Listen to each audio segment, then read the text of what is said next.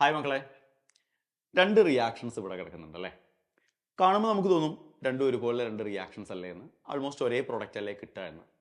പക്ഷെ രണ്ടും തമ്മിൽ ഒരുപാട് വ്യത്യാസങ്ങളുണ്ട് അല്ലേ? നമുക്കറിയാം ഇത് രണ്ടും എലിമിനേഷൻ റിയാക്ഷൻസ് ആണ്.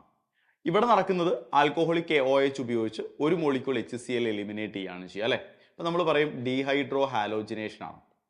ഇവിടെ നടക്കുന്നത് കോൺസെൻട്രേറ്റഡ് സൾഫ്യൂരിക് ആസിഡ് ആണ്. ഇത് OH ആണല്ലോ അല്ലേ, ആൽക്കഹോൾ ആണ്. അപ്പോൾ അവിടെ ഒരു മോളിക്യൂൾ വാട്ടർ ആണ് എലിമിനേറ്റ് ചെയ്യുക, ഡീഹൈഡ്രേഷൻ ആണ്. രണ്ടും എലിമിനേഷൻ ആണെങ്കിലും രണ്ടിൻ്റെ മെക്കാനിസം ഡിഫറൻ്റ് ആണ്. അതുകൊണ്ട് തന്നെ കിട്ടുന്ന പ്രൊഡക്റ്റുകൾ എന്തായിരിക്കും? ഡിഫറൻ്റ് ആയിരിക്കും. ആദ്യത്തെ റിയാക്ഷൻ നടക്കുന്നത് E2 മെക്കാനിസത്തിലൂടെയാണ്. കാരണം ഇവിടെ നമ്മൾ എടുക്കുന്ന ഒരു സ്ട്രോങ് ബേസ് ആണ്.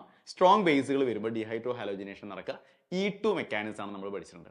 അതായത് ഡയറക്റ്റ് ആയിട്ട് ആൽഫ കാർബണിൽ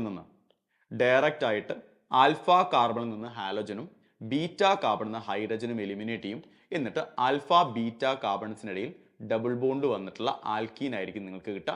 വേറെ ഒരു ചേഞ്ചും അവിടെ ഉണ്ടാവില്ല. ശരിയല്ലേ? അപ്പൊ നമുക്ക് ചോദിക്കാം, സാർ എന്തുകൊണ്ടാണ് ഇതും ഒരു ബീറ്റ കാർബൺ അല്ലേ, എന്തുകൊണ്ടാണ് ഈ ബീറ്റ കാർബണിൽ നിന്ന് ഹൈഡ്രജൻ പോകാത്തതെന്ന്? ഇതിൽ പോകാൻ ഹൈഡ്രജൻ ഇല്ലല്ലോ, അതുകൊണ്ട് അതിൽ നിന്ന് ഹൈഡ്രജൻ പോകാത്തേ. അപ്പൊ ഇതായിരിക്കും നിങ്ങളുടെ പ്രൊഡക്റ്റ് എന്ന് പറയുന്നത്. ഓക്കെ, ഇവിടെ കാർബോകേറ്റോൺ ഫോം ചെയ്യുന്നില്ല, കാർബോകേറ്റോൺ റീഅറേഞ്ച്മെന്റ് നടക്കുന്നില്ല.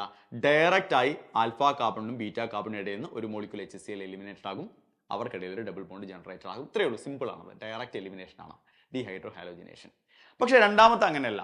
രണ്ടാമത്തെ എലിമിനേഷൻ നടക്കുന്നത് E1 മെക്കാനിസം ആണ്.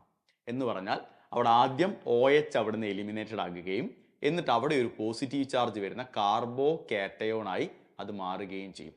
കാർബോ കാറ്റയോൺ ഫോം ചെയ്താൽ അത് റീഅറേഞ്ച്മെന്റ് നടത്തേണ്ട കാർബോ കാറ്റയോൺ ആണെങ്കിൽ റീഅറേഞ്ച്മെന്റ് നടത്തും. ഇവിടെ എന്ത് തരം റീഅറേഞ്ച്മെന്റാണ് നടക്കുക?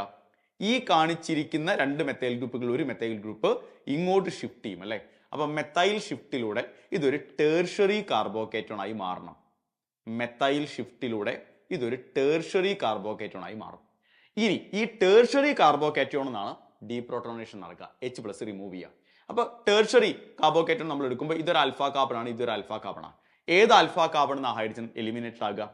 ഇവിടുന്നും പോകാം, ഇവിടുന്നും പോകാം. എവിടെ ഡബിൾ ബോണ്ട് വന്നാലാ സ്റ്റേബിൾ ആൽക്കീൻ കിട്ടുക? ഇവിടെ ഡബിൾ ബോണ്ട് വന്നാലാണ് സ്റ്റേബിൾ ആൽക്കീൻ കിട്ടുക അല്ലേ? അപ്പൊ ഇവിടെ നിങ്ങൾക്ക് കിട്ടാൻ പോകുന്ന പ്രോഡക്റ്റ് എന്ന് പറയുന്നത് നോക്കിയേ, ഇതല്ലേ നിങ്ങളുടെ ആൽക്കീൻ എന്ന് പറയുന്നത്? ഇതായിരിക്കും നിങ്ങളുടെ പ്രൊഡക്റ്റ്.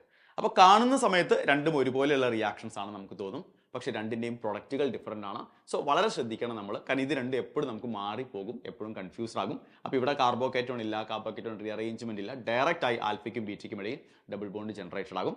ഇവിടെ പക്ഷെ അങ്ങനെയല്ല, കാർബോകേറ്റോൺ ഉണ്ട്, റീഅറേഞ്ച്മെന്റ് ഉണ്ട്, എന്നിട്ട് ഡീപ്രോട്ടോണേഷൻ നടന്ന് ആൽക്കീനായി മാറുള്ളൂ. അപ്പോൾ ഇനി ഈ ക്വസ്റ്റ്യൻ വരുന്ന സമയത്ത് തെറ്റിക്കരുത്, അടിപൊളിയായിട്ട് പഠിക്കണം. All the best.